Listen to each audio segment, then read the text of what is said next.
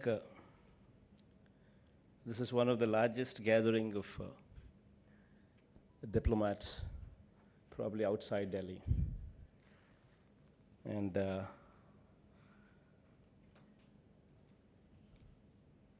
excellencies, the ambassadors, the high commissioners, consular generals, and other distinguished dignitaries from across the world.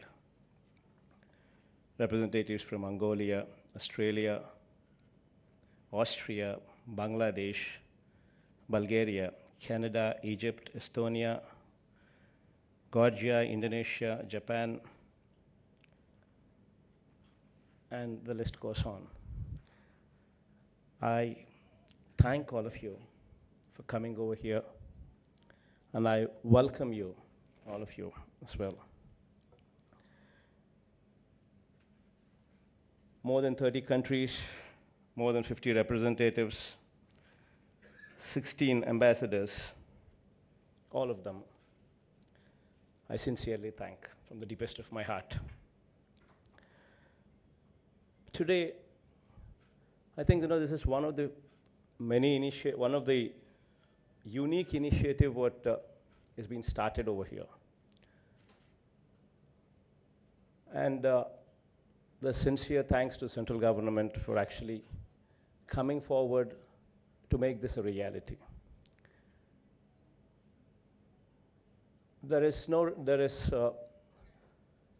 I think all of you here are already aware of the state's background. I would not say that, we are a very developed state, we have everything on a platter. I wouldn't say that. We are a port state, there's no denial of that. We don't have a tier 1 city like Hyderabad or a Bangalore or a Chennai. I wouldn't deny that as well. But we have our inherent strengths. We have 975 kilometers of coastline. We have four ports, 6 airports. To begin with, this is our strength. And above all, adding to our strength,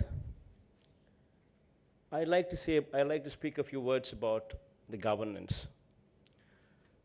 One very important thing what attracts investment is how stable the government is.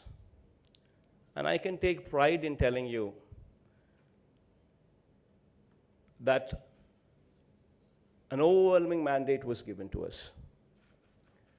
We have, out of 175 MLAs, constituencies, we scored 86% of the seats, 151 plus seats.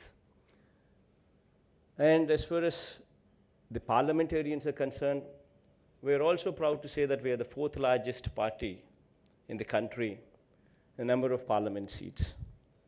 And we are also proud to say that we share a phenomenal good relationships with the central government and as well as the neighboring Telugu state of Telangana as well. Not to ignore Tamil Nadu, the adjoining state as well, and Karnataka as well. So the ties with the neighboring states are phenomenal. Central government support is there. There's an overwhelming mandate in our favor. This could also add to our strength when we market ourselves to the outside world. And speaking of what we can do to facilitate better trade, I can just speak of one or two very important aspects what would actually be a deal clincher. Today, most of the governments suffer in providing corrupt-free government, in providing transparent policies. This I take pride to say that our government here is committed to providing corrupt-free government, a transparent policy in place, a fair policy, what is very important to attract investment. This is very, very important, and, uh, and I think we will stand as a role model in delivering these commodities. We recently passed an enactment in the assembly, in the just concluded assembly,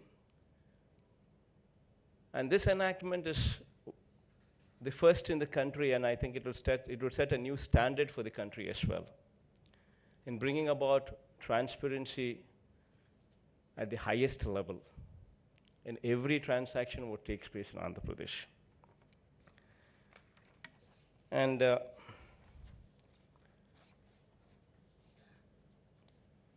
I think a few of the 60 days of our governance,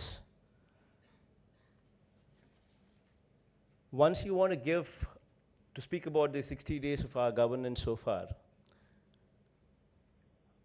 everybody stands here and, all of us stand here and then we say, we've done that, we've done this, we've done phenomenally well and all those things.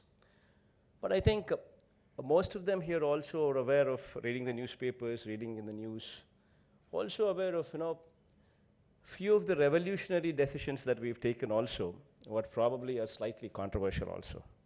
I think that also lingers in few of the heads as well.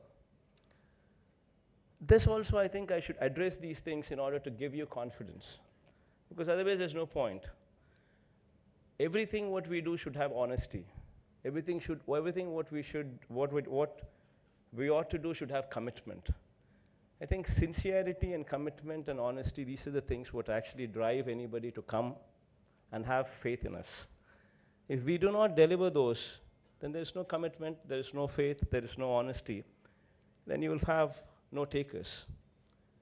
Few of the things what actually I'd speak about, what is very important, because you should see the other side of the story as well, because what you read in the newspapers, what you read in the news is one side of the story, and I don't know if it's fully been narrated.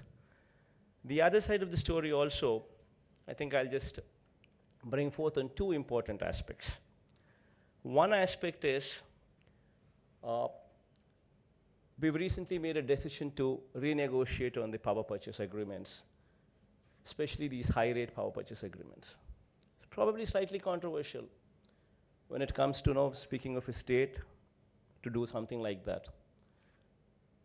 But I just like to draw your attention to one simple aspect. What is the point in having a power purchase agreement if the DISCOMs are not in a position to pay your bills?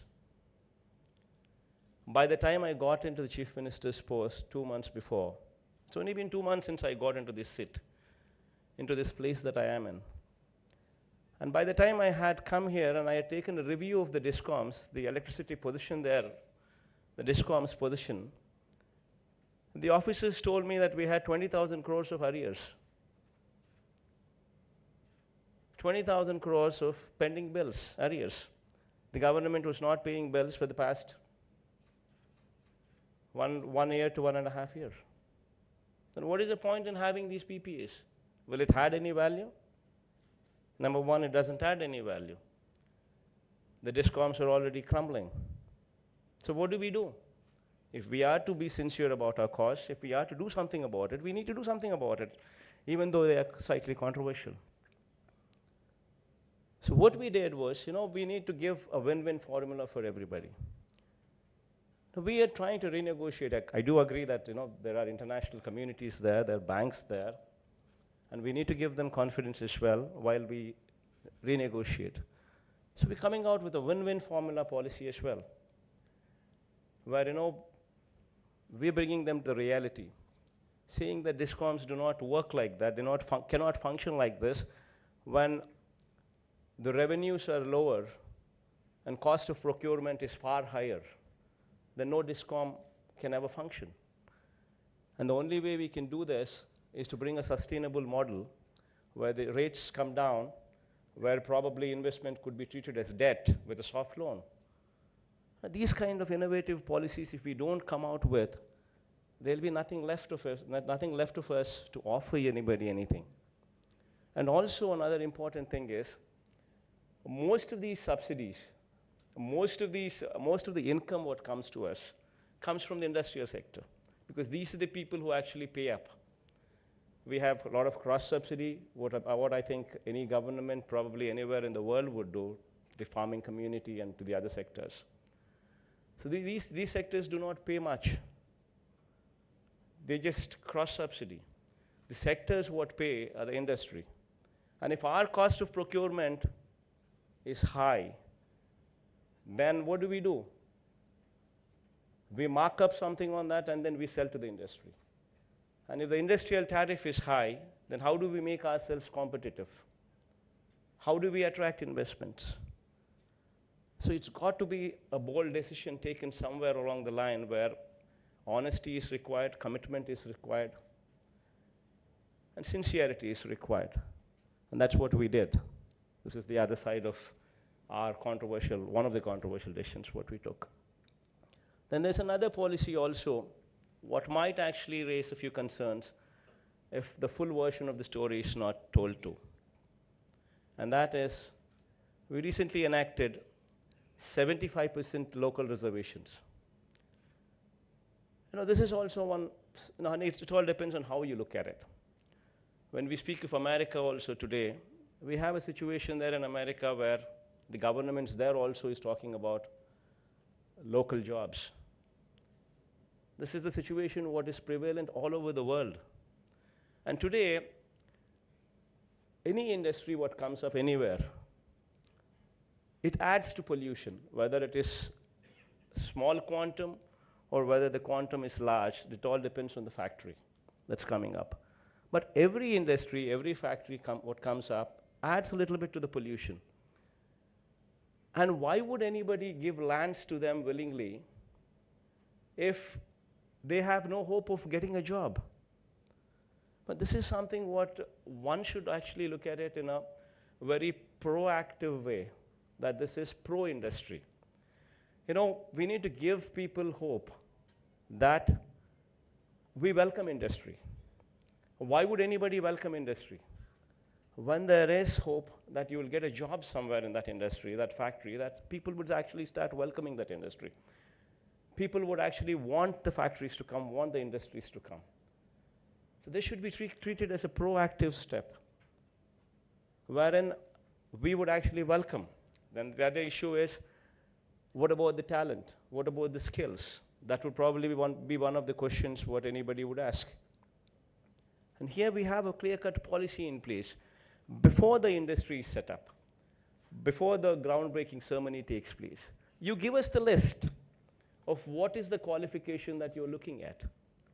And once we have a list of your qualification, we will work with you together in developing that skill. We will make every parliament one particular segment. And in that every parliament, we will adopt one engineering college there, and we will set up an office there, skill development center there. And we will actively participate with you, work with you, to actually develop these skills. We're not asking for funding there because we will support our children there to develop these skills. But we would definitely want you to support on the teaching faculty part of it, so that our people would be trained good enough so that they're acceptable to you at every level. And we've made this local a concept because if this is not addressed, then you will have so much of unrest everywhere.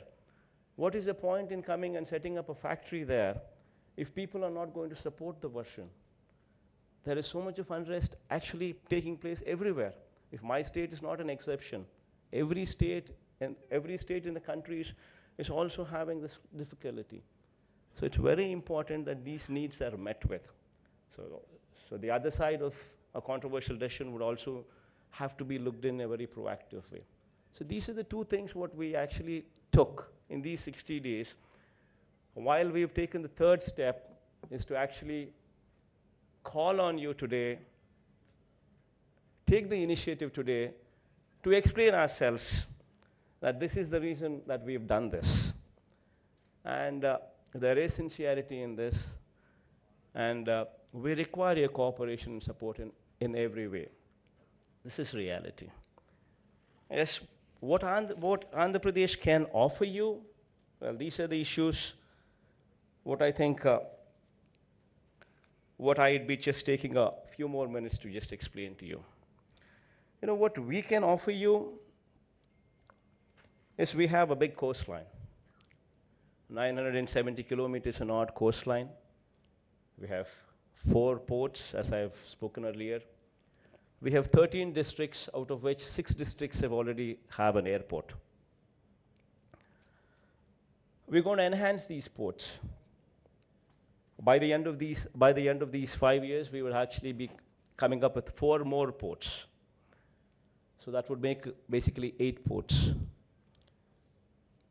As I have said earlier, with these ports, we would add value.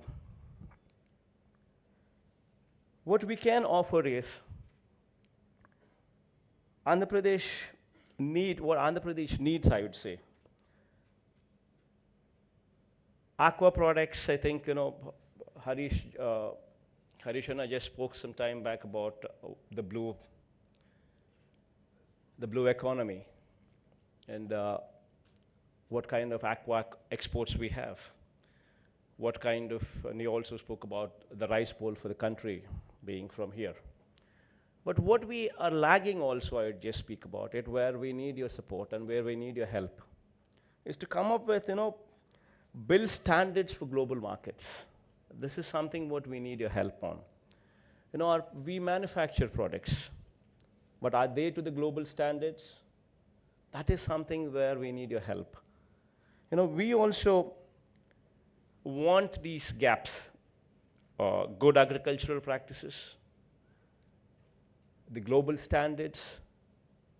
These global standards, both in aqua as well as agriculture sector, we require your help to come forward. We would work together so that our standards improve, so that we are globally competitive as well, so that we help each other in a big way, be it agriculture, be it the marine part of it.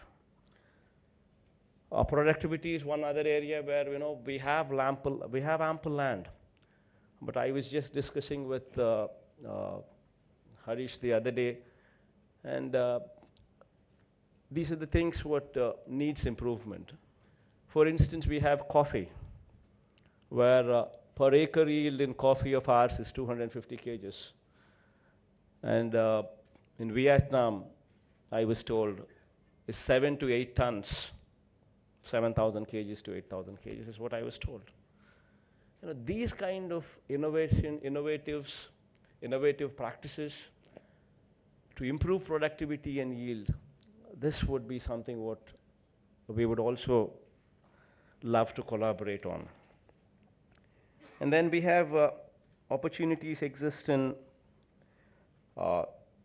seaports, investment could be sought. Airports, investment could be sought. Refineries, investments could be sought. Steel projects, investment could be sought. And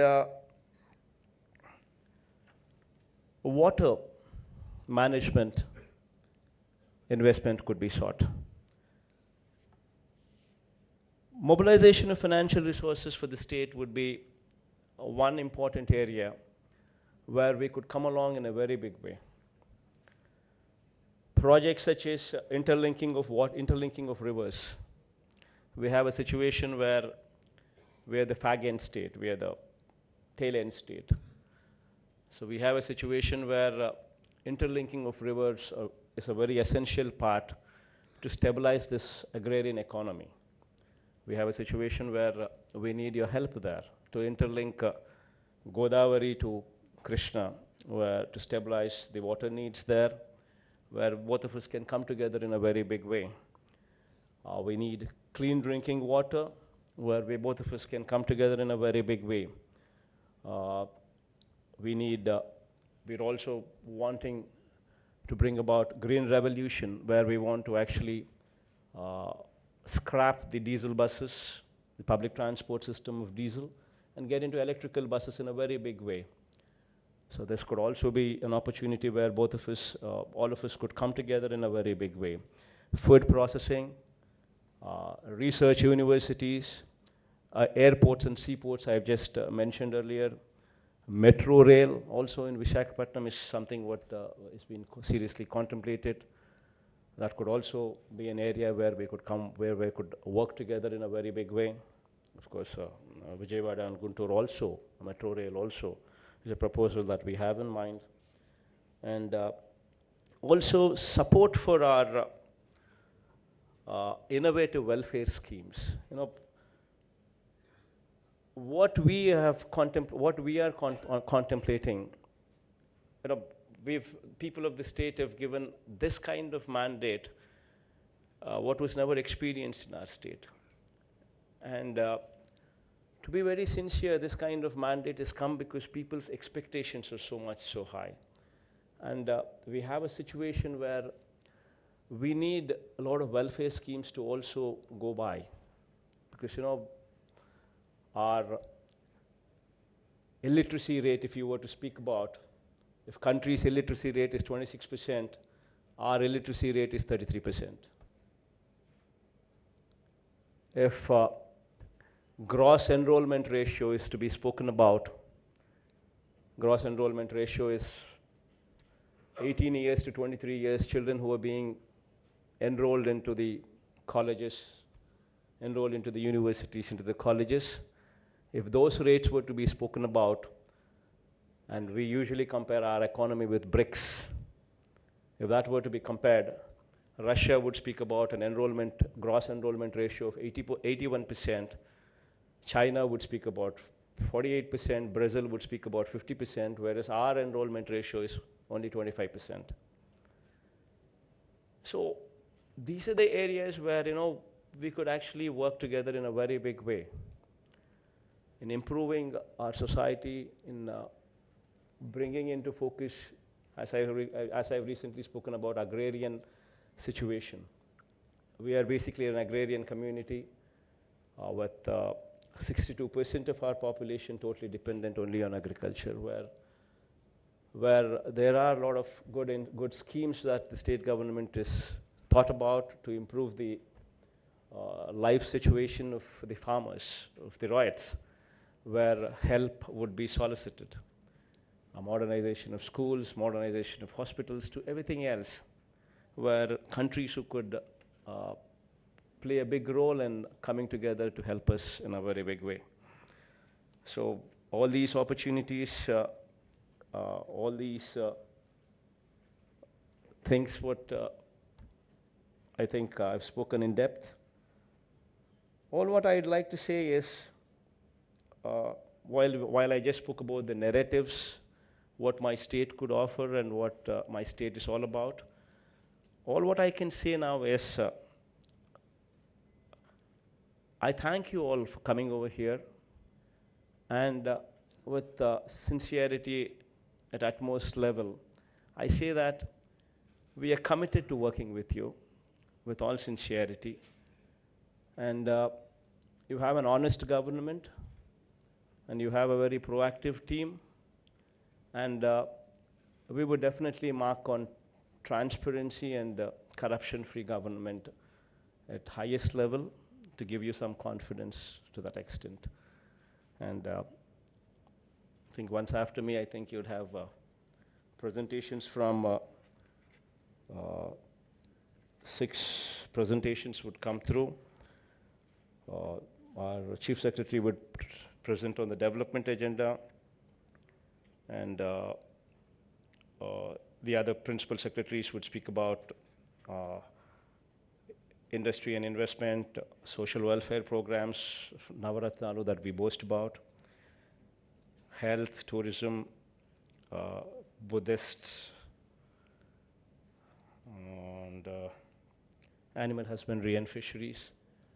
All these things the principal secretaries would follow up after my speech here. And we have 30 secretaries sitting down here, readily available for any of you having any kind of doubt all the 30, we have 30 secretaries stationed here, and they will be very glad. We would be very glad to assist you, to help you in any of the doubts what you have, to clear those doubts, and so that we could come together in a big way.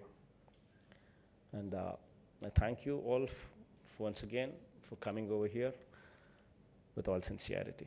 Thank you.